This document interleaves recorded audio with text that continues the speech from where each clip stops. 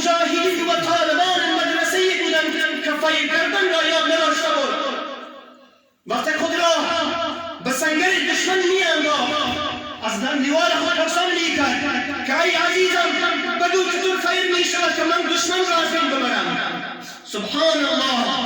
و اخلاص طالب العلم اگر در صحرای محشر برخیزد یقین ما و تو را بگیرد که ای مسئول عزیز، ای مسئول منطقه، ای عالم دین، ای روی سفید منطقه، چرا تو خیانت کردی با خون شهدا؟